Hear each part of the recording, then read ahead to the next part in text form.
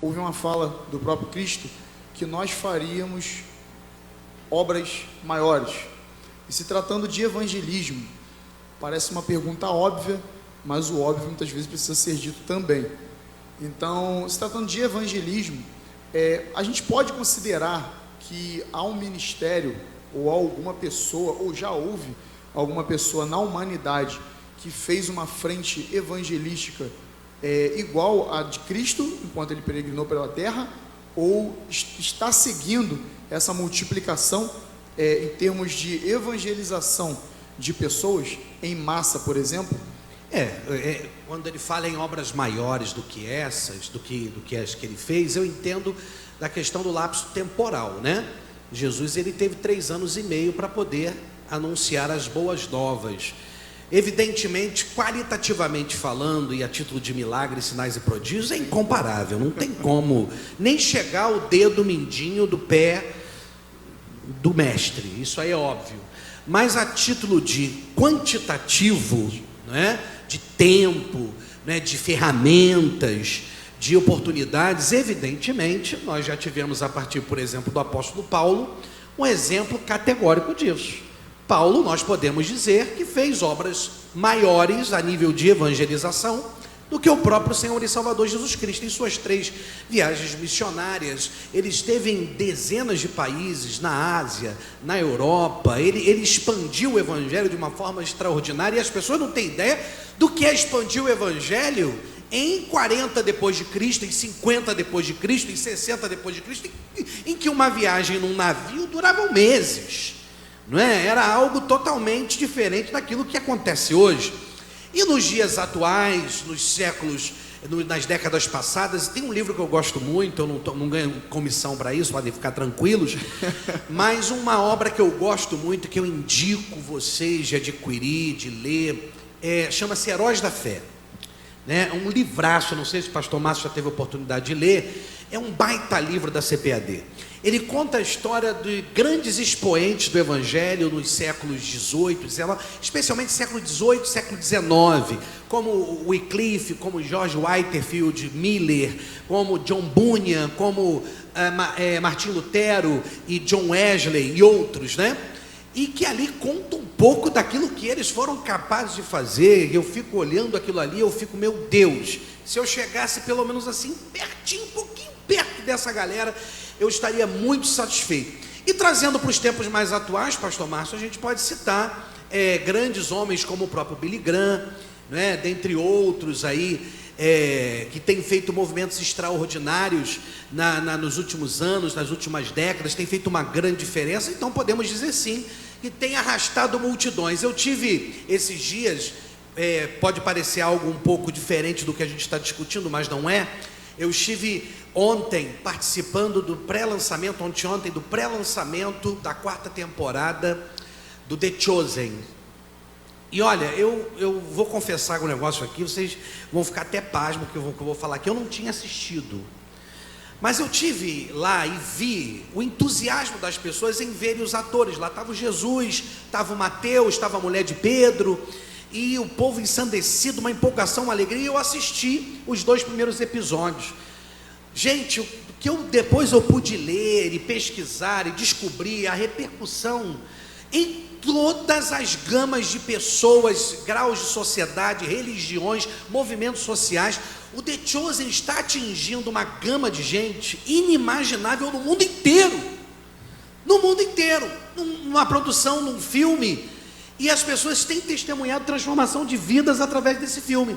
Então olha o exemplo de um diretor que não tinha condições, mas juntou um dinheiro, resolveu pagar para ver, deu super certo. E essa obra tremenda que está indo para a sua 4ª temporada tem alcançado milhares e milhões de pessoas. Então, por que não dizer que uma obra cinematográfica também está cumprindo o que o próprio Jesus disse há 2000 anos atrás, não é verdade? Amém. O próprio Bonk na África, né? Reinhard Bonk, Por exemplo, o Billy Graham encheu o Maracanã uma vez, quase 200 mil pessoas. Em 1974, por exemplo, ele esteve aqui, deu quase 200 mil pessoas. Eu costumo falar uma coisa assim: Jesus cuidou de 12, não deu certo, ainda deixou trabalho para o Espírito Santo terminar. Então, nós, acima de 11, já estamos no ganho. Verdade. Então, assim, nós somos muito privilegiados em fazer obras maiores, porque nós temos o tempo que ele não tinha. Nós temos algumas vantagens sobre Jesus nesse sentido, e a nossa responsabilidade é muito grande. Mas eu queria pontuar uma coisa também: todos os movimentos de avivamento da história, eles vieram, e o movimento, infelizmente, a tendência é se tornar um monumento. Então você tem, por exemplo, o avivamento de Lutero, quando ele rompe com a Igreja Católica, e ele apenas por um detalhe, a salvação pela fé, não havia muita coisa, mas ele criou o luteranismo. E hoje, até hoje, você tem o luteranismo tradicional que segue. Então aquele movimento luterano de Lutero se tornou um monumento. John Wesley criou o wesleyanismo. Então você tem até uma igreja wesleyana. O movimento se tornou um monumento, né? E por aí vai. Você vê muitos avivamentos acontecer na história, e aquele mover de Deus que veio, ele acabou se tornando um objeto até de tradição. Então Deus é um Deus que ele é cíclico. Apesar de ser o mesmo ontem, hoje, sempre será, mas os modos dele agir vão mudando. O Chosen, por exemplo, é uma forma mais coloquial, mais divertida, mais solta, menos formal de se apresentar o Evangelho, e eu creio que é por isso que está dando tanto certo, porque se perdeu aquele enrijecimento e apresenta um Jesus alegre, feliz, descontraído, que é o que o mundo precisa. A palavra de Deus diz que o reino de Deus é paz, alegria e justiça, né? E você vê um Jesus alegre, né? O ator de Chosen, por exemplo, o ator que faz Jesus Cristo, ele estava sem dinheiro até para comer. Ele conta esse testemunho. Ele não tinha dinheiro nem para comer, e ele fez uma oração e falou: Senhor, me dá um sinal, eu preciso fazer alguma coisa para poder resolver o problema. Foi quando ele recebeu o convite. Ele jamais poderia imaginar que faria o sucesso. Mas o que eu quero pontuar é que todas as vezes que há um avivamento numérico, sempre vem uma perseguição junto. E essa perseguição, ela sempre afasta a maioria. No apedrejamento do Estevão, por exemplo, foi a dispersão de Jerusalém. Quando Estevão foi apedrejado, então a igreja saiu. Então aquela palavra Jerusalém, Judéia, Samaria, até os confins da terra, começou a se cumprir a partir do apedrejamento de Estevão. E hoje nós vivemos uma crise, porque quando você tem um número muito grande de pessoas que traz visibilidade à igreja, e isso é importante, a visibilidade, em contrapartida, nem sempre essa visibilidade ela vem com relevância. Então, diante de uma perseguição, a maioria vaza, foge, e sempre fica um remanescente fiel. Então, ao longo dos séculos, quem tocou a igreja nunca foi a maioria. Quem manteve os princípios da igreja sempre foi uma minoria fanática, uma minoria radical, fiel, que decidiu não vender os princípios. Então, eu não oro somente pela multiplicação do Evangelho, né? Mas eu oro principalmente para que as pessoas que vão sendo ganhas, elas se tornem discípulos. Porque Jesus, eu conheço Mateus 28, 16, 18, sempre conheci como uma grande comissão. Eu trabalho com discipulado há 40 anos. Eu me converti num grupo discipulado, né? Eu sempre tive Mateus 28, 18 como uma grande comissão: ide por todo mundo, fazer discípulos, ensinando-os a obedecer aquilo que vos tem dito. E eu aprendi uma coisa ultimamente, que na verdade o que Jesus fez foi uma recomissão, porque a grande comissão foi em Gênesis, quando Deus falou para o homem: dominai sobre a terra. Aquilo foi perdido no pecado, e Jesus então, voltando à última palavra que ele prega na sua volta, na sua ida para o céu, ele fala: toda autoridade me foi dada no céu e na terra, e de fazer discípulos. Quer dizer, a autoridade que nos é concedida hoje não é somente, é também para gerar multidões. As multidões são importantes. Jesus tem uma palavra para as multidões. Ele não dispensa as multidões, ele deu pão e peixe para as multidões. Ele pregou para 5.000 homens no Sermão da Montanha, fora mulheres e crianças. Deu pão e peixe para muitas pessoas, milhares de pessoas, mas não se engane, o legado da igreja não está na quantidade de gente que tem na minha igreja. Isso é evidente, mas não é relevante. Entenda o que eu estou falando. Número não é relevante. Número traz evidência à igreja. E é importante, como marketing da igreja, o número.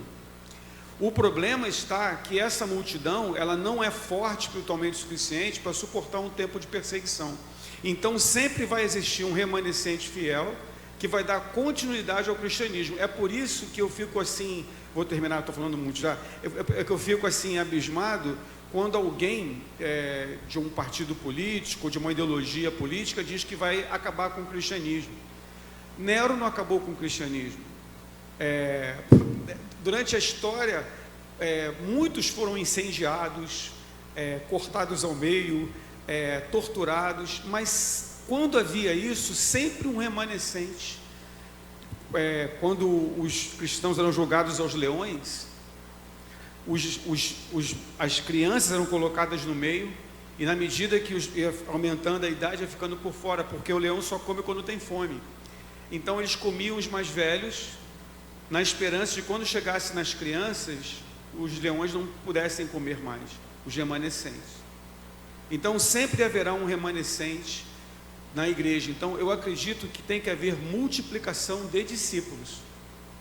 E eu não vejo esse movimento muito forte nas igrejas hoje. Eu vejo realmente os pastores buscando o crescimento numérico, por causa da evidência, por causa da bênção financeira que traz o crescimento numérico. Eu costumo falar, a única vantagem para um pastor que traz o crescimento numérico é dinheiro.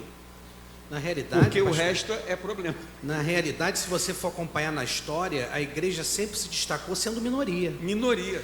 Sempre. Biblicamente, historicamente, sempre foi minoria. E aí vem uma outra reflexão, que é o seguinte: dizem as pesquisas que a tendência para daqui a 20 a 30 anos é que o evangélico seja a maioria no Brasil. Estamos então, chegando. Aí é a pergunta: será que isso vai ser bom? Então, qualitativamente falando? Pois é. Essa é uma grande reflexão que precisa ser feita.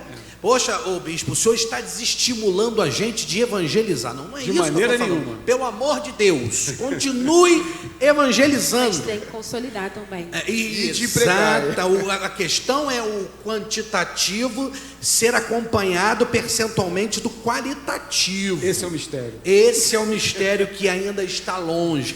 Quando chegar a época da perseguição, que a cobra vier a fumar de verdade, aí é que nós vamos ver o que é bode, o que é ovelha. Que Deus tenha misericórdia.